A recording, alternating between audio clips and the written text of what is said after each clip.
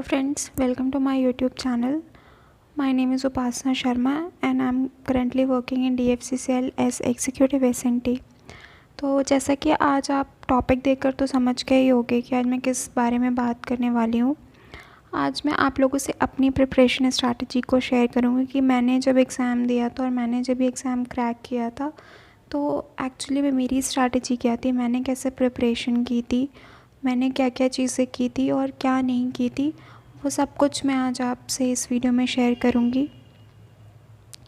तो बेसिकली यहाँ पे आपको पता है कि जो एग्जीक्यूटिव का जो पैटर्न है एग्ज़ाम का, उसमें जो जनरल स्टडीज़ का पोर्शन है वो 24 मार्क्स का है और जो कंसर्न सब्जेक्ट से जो भी क्वेश्चंस आएंगे वो 96 आएंगे। मींस अगर एग्जीक्यूटिव में हम देखा जाए तो जस्ट 20% हमारे जनरल स्टडीज़ के होंगे, रिमेनिंग जो 80% होंगे वो हमारे कंसर्न डिसिप्लिन के होंगे। जबकि अगर हम जूनियर एग्जीक्यूटिव का पैटर्न देखते हैं तो 60% from the general studies and 60% from its concern discipline, means each का वेटेज है 50-50%। तो बेसिकली आज मैं आपको स्पेशली एग्जीक्यूटिव के बारे में बताऊंगी। एग्जीक्यूटिव में भी एस&टी, क्योंकि मैं उसी फील्ड से बिलोंग करती हूँ तो मैं आपको अच्छे से गाइड कर पाऊँगी कि ईसी एस्पिरेंट जो है वो कैसे एग्जीक्यूटिव एस&टी के लिए प्रिपेयर करें। तो एक्चुअली उस टाइम पे मेरी इस एग्ज़ाम को लेके मैंने कुछ अलग से स्ट्रैटेजी नहीं बनाई थी। मैं उस टाइम पे बाकी एग्ज़ाम्स के लिए प्रिपेयर कर रहे थे। बेसिकली मैं गेट और ईएससी के लिए प्रिपरेशन कर रही थी, तो उसकी वजह से मुझे इस एग्ज़ाम को क्रैक करने में काफ़ी हेल्प मिली थी। क्योंकि मुझे याद है जब मैंने ये एग्ज़ाम्स दिया था तो उस टाइम पे बहुत सारे क्वेश्चंस जो थे, जो गेट और ईएस के 1 मार्क्स के क्वेश्चंस एज इट इज़ आए थे, तो इस वजह से मुझे काफ़ी हेल्प मिली थी। और रही बात जनरल स्टडीज़ की, तो जनरल स्टडी में आपके नॉर्मल रीजनिंग और aptitude and we are engineers, तो आप सब भी बहुत अच्छे से एप्टीट्यूड और रीजनिंग इतने भी टफ नहीं होते कि आपको अलग से उसके लिए प्रिपरेशन करनी पड़े, अलग से कुछ चीज़ें फॉलो करनी पड़े। बहुत ही नॉर्मल से क्वेश्चंस होते हैं जो बहुत ही ईजिली सॉल्व कर सकते हो। करंट अफेयर्स की बात रही है, जनरल स्टडीज़ की बात रही, तो वो भी इतने टफ़ नहीं होते हैं कि आपको बहुत ही अलग से मतलब चीज़ें बहुत ही पढ़नी पड़े। अगर आप करंट अफेयर्स से थोड़ा सा भी अवेयर हो, थोड़ी सी भी चीज़ें आप जानते हो, तो इट विल बी हेल्पफुल और आपको उसमें हेल्प मिलेगी। अदरवाइज़ करंट अफेयर्स की भी सीरीज़ मैं फ़र्दर लेकर आऊँगी, जिसमें मैं आपसे कुछ बहुत इंपॉर्टेंट करंट अफेयर्स है जो मुझे लगता है कि वो आ सकते हैं, तो वो मैं आपसे शेयर करूँगी।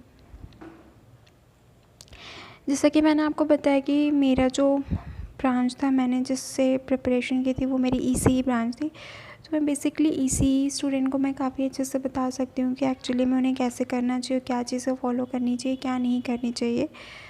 तो आपको पता है ईसी वाले स्टूडेंट को कि उनके ब्रांच में कौन कौन से subject like network theory, control system, digital circuits. इस टाइम पे बहुत सारे ऐसे स्टूडेंट भी होंगे जिनका शायद टेक्निकल सब्जेक्ट्स में टच में नहीं होंगे। जो टच में है, जो कंटिन्यूसली प्रिपेयर कर रहे हैं टेक्निकल सब्जेक्ट्स के लिए, उनके लिए तो ये बहुत ही इजी होने वाला एग्ज़ाम क्रैक करना। बट जिनका टेक्निकल से मे बी वो कुछ नॉन टेक की तरफ शिफ्ट हो गए हों या फिर कुछ भी रीज़न रहा हो या किसी वजह से वो किसी और प्राइवेट कंपनीज़ में शिफ्ट हो गए, तो अगर ब्रेक हो गया तो उनको भी ऐसे कोई टेंशन लेने की बात नहीं है। मैंने बोला कि मैं गेट ईएस की प्रिपरेशन करती, इससे हेल्पफुल है। डैट डजंट मीन कि आपको गेट और ईएससी के लेवल का ही प्रिपरेशन चाहिए। ऑब्वियसली गेट के क्वेश्चंस और ईएससी के क्वेश्चन थोड़े से हाई लेवल के होते हैं। कुछ क्वेश्चंस उन्होंने वहाँ से कॉपी किया था, but most of the questions बहुत ईजी ही थे।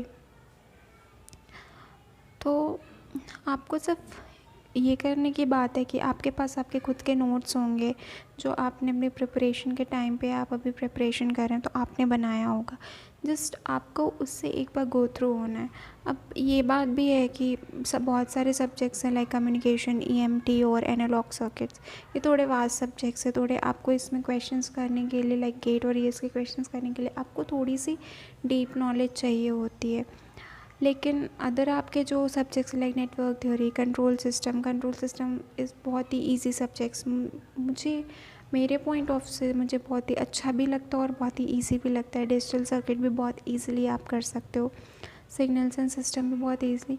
तो आप मेरे अकॉर्डिंग मैंने हर एग्ज़ाम के लिए ऐसे ही यही स्ट्रैटेजी रखी और यही ऐसे ही मैंने प्रिपरेशन की।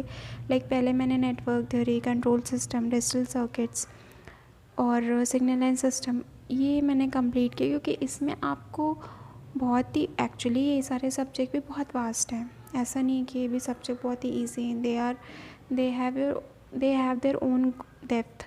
बट हमें क्या करना, हमें तो एग्ज़ाम क्रैक करना, हमें कोई बहुत ही थीसिस नहीं लिखनी ईच सब्जेक्ट्स पे। तो आपको इतना तो आइडिया है कि हर एग्ज़ाम्स में कौन कौन सी चीज़ें क्या पूछी जाती। लाइक नेटवर्क थ्योरी में मोस्ट ऑफ द न्यूमेरिकल्स होते हैं, आपको बहुत ही फैक्ट्स को याद नहीं करना पड़ता। आप अगर इसमें न्यूमेरिकल प्रैक्टिस आपने अच्छे से की है तो आप इसके क्वेश्चंस कर लोगे। और डीएफसी में इतने भी बहुत ही टफ़ क्वेश्चंस नहीं आते कि आपको बहुत ही एक्स्ट्रा कंडीशंस को याद रखने की ज़रूरत होगी and like that.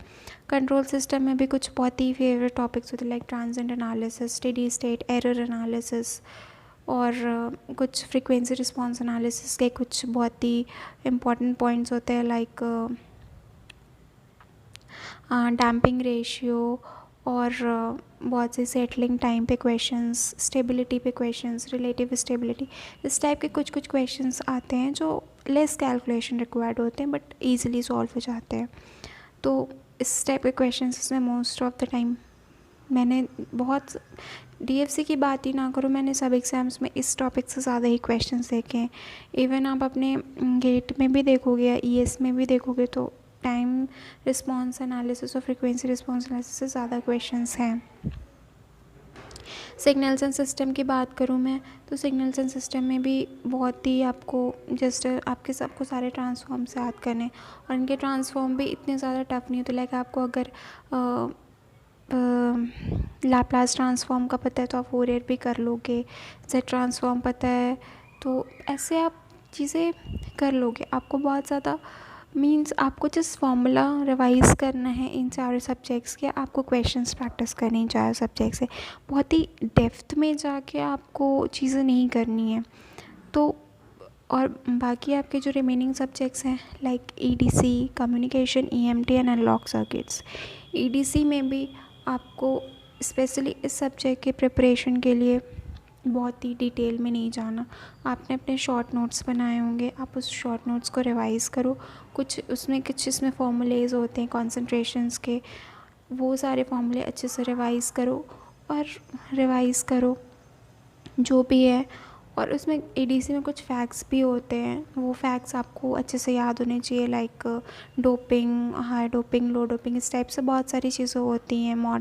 Moderate doping, इस टाइप से किस रेशियो में क्या होना चाहिए, तो ये सारी चीज़ें आप अच्छे से रिवाइज़ करो। कुछ ग्राफ्स भी होते हैं कि लीनियर होंगे या फिर कैसे होंगे, ये सारी चीज़ें इसमें होती हैं। कम्युनिकेशन में तो आपको ईसी स्टूडेंट की मैं बात करूँ तो उनके लिए एनालॉग कम्युनिकेशन तो नहीं, बट डिजिटल कम्युनिकेशन ज़्यादा इम्पॉर्टेंट होता है गेट पॉइंट ऑफ व्यू से। बट आपको गेट का एग्ज़ाम आप नहीं लिखने जा रहे हो, आप डीएफसी का लिखने जाओ। डीएफसी का मैंने जैसे कि बताया कि इतना भी ज़्यादा हाई लेवल नहीं होगा। सो आपको जस्ट इसमें भी जो भी फॉर्मूले हैं, जो भी चीज़ें हैं, एफिशिएंसी एनालॉग में लाइक एफिशिएंसी का फॉर्मूला, बैंडविड्थ फॉर्मूला, ये सारी चीज़, फ्रीक्वेंसी डेविएशंस एफएम में, एफएम एएम और सबके जो भी एक्सप्रेशन से कैसे इनको लिखते हैं, ये सारी चीज़ें बेसिक चीज़ें आपको इसमें देखनी है। लाइक सेम डिजिटल कम्युनिकेशन में भी आपको यही करना है। ईएमटी में एक चीज़ें ये हैं कि आप फॉर्मूले इसमें भी पढ़ो, इसमें फॉर्मूले, लेकिन इसमें एक चीज़ें होती हैं कि आप फॉर्मूला पढ़ लेते हो बट आपको क्वेश्चंस पे अप्लाई करना नहीं आता कि आप एप्लीकेशन करो। तो आपको इस सब्जेक्ट में स्पेशली आपको ध्यान देना पड़ेगा कि चलो ठीक है, हमने फॉर्मूला तो पढ़ लिया बट इसका एप्लीकेशन कैसे करना है, हमें क्वेश्चंस में इसका खासा ध्यान रखना है सब्जेक्ट को लेकर, क्योंकि इसमें फॉर्मूले भी बहुत हैं बट एप्लीकेशन के टाइम में हमें क्वेश्चंस में समझ नहीं आता कि फॉर्मूले को कैसे अप्लाई करना है, ये वैल्यू कहाँ से डेराइव होगी।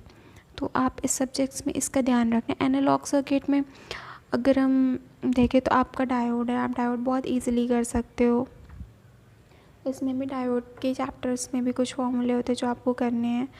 और बीजेटी में देखा जाए तो स्मॉल सिग्नल एनालिसिस, तो मॉसफेट में भी ये गेट और ईएस पॉइंट ऑफ व्यू से तो ये बहुत इंपॉर्टेंट है, बट DFCCL के आई डोंट मतलब इससे इतने कोई, क्योंकि ये बहुत ही वास्ट है और ये खुद में एक अच्छा टॉपिक है, एक लेंदी टॉपिक है, काफ़ी कंसेप्चुअल टॉपिक है। आपको इसमें कंसेप्ट की रिक्वायरमेट है, कैलकुलेशन की रिक्वायरमेंट है, इवन अगर इसके क्वेश्चंस भी आते हैं तो काफ़ी कैलकुलेशन रिक्वायरमेंट है।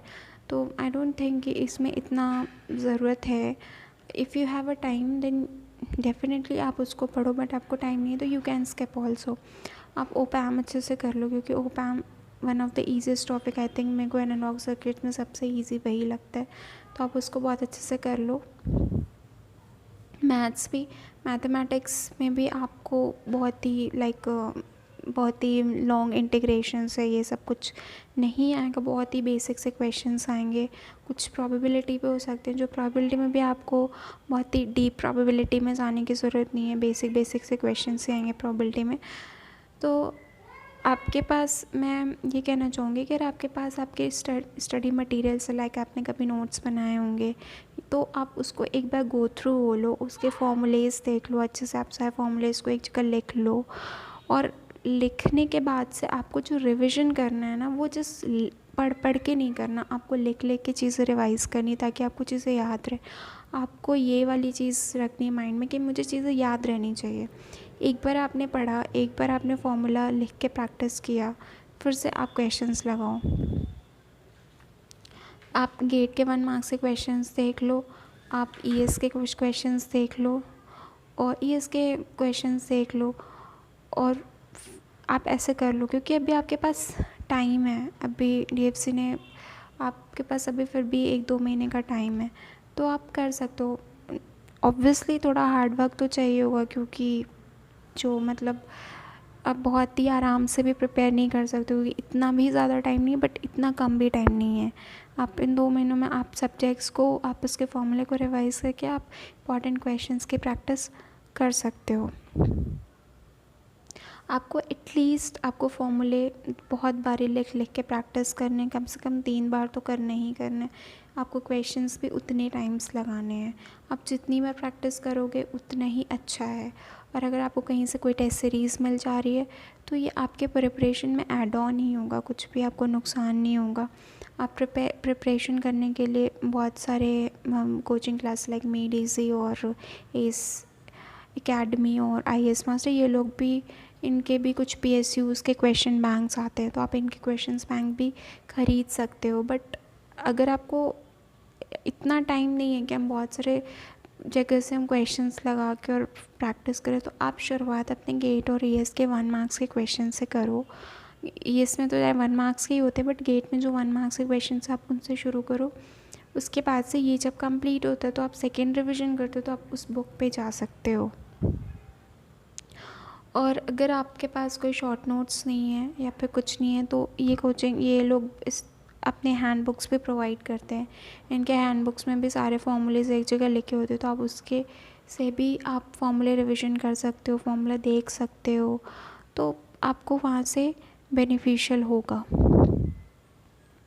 अगर आपके पास अगर आपके पास आपके खुद के शॉर्ट नोट्स नहीं हैं, तो मैंने अपना टेलीग्राम ग्रुप का मैंने लिंक आपको डिस्क्रिप्शन में दे दिया। आप वहाँ पे आप मेरे शॉर्ट नोट्स के लिए आप रिक्वेस्ट कर सकते हो। मैंने शॉर्ट नोट्स बनाए थे, जिससे मैंने पढ़ा था, वो मैं आपको वहाँ पे उसके PDF शेयर कर दूँगी। तो जस्ट आज के वीडियो में इतना ही है कि आपको कैसे प्रिपरेशन करनी है, और इन सब से बहुत बड़ी बात यह है कि आपको बहुत ही ज़्यादा मोटिवेटेड रहना है।